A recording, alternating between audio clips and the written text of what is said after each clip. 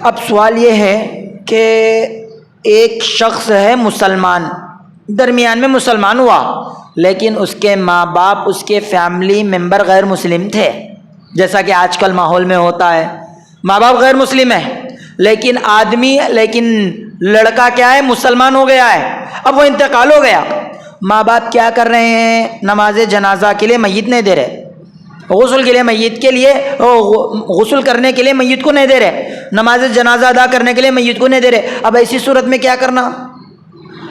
مسلمان ہے، وہ مسلمان کی نماز جنازہ نہیں پڑھے، تمام امت کو گناہ ملے گا۔ اب کریں گے کیا کریں گے؟ اب اس کا جواب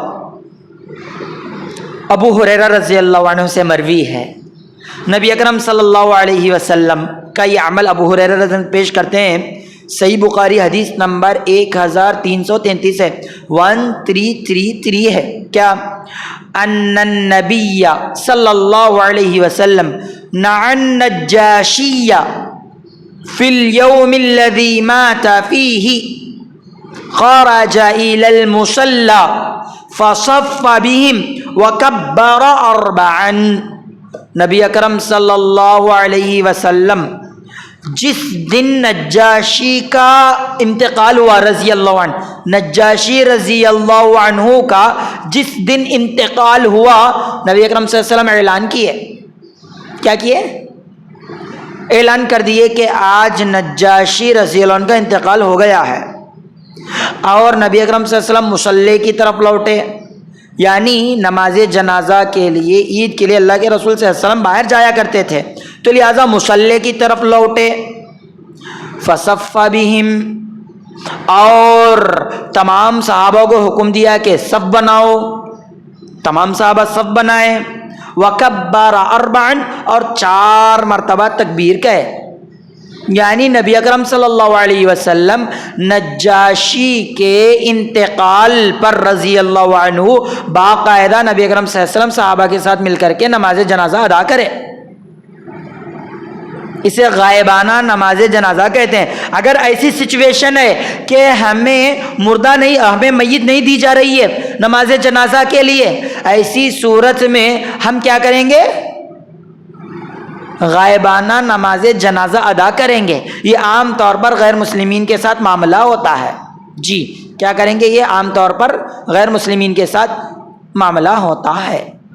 اب رہی بات، تو کیا ہم غائبانہ نماز جنازہ ادا کر سکیں؟ نجاشی کا مسئلہ کیا ہے؟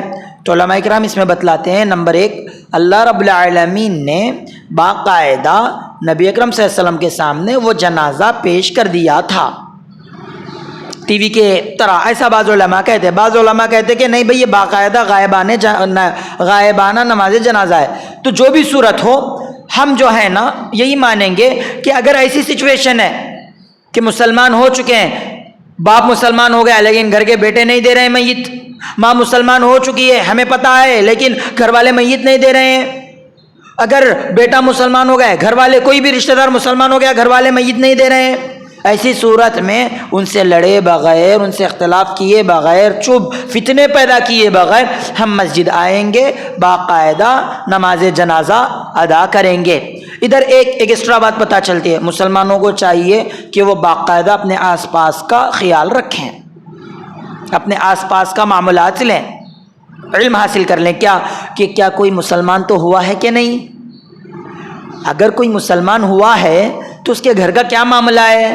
وہ انتقال ہو گیا، ہم جا کر کے انہوں نے اپنے اسلام کا اظہار کیا ہے کہ نہیں ہے؟ اکثر ایسے مسائل قریوں میں ظاہر ہوتے ہیں، غیر مسلمین کے ساتھ جو نو اسلام قبول کر چکے ہیں، مہاجر ہیں اسلام میں، ایسے لوگوں کے ساتھ ایسے معاملات ہوتے ہیں، لیکن ہم مسلمان بے فکر ہیں۔ ایسے بے فکرے نہیں ہونا چاہیے۔ اگر کوئی شخص مسلمان ہو رہا ہے تو اسے بہت قریب کرنا چاہیے، اسے اپنے دل کے قریب رکھنا چاہیے، کیونکہ اس نے بہت بڑی قربانی دی ہے میرے بھائیوں۔ ہم کیا پیدائشی مسلمان ہیں، مسلمان خاندان میں پیدا ہوئے ہیں؟ ارے بھائی، وہ ہے جو تمام مسائل کو جھیل کر کے آیا ہے، اس کے قریب ہونا چاہیے، اس سے محبت کرنا چاہیے، اس سے ملنا جلنا چاہیے، اس کے ساتھ دعوتوں پر بھی جانا چاہیے۔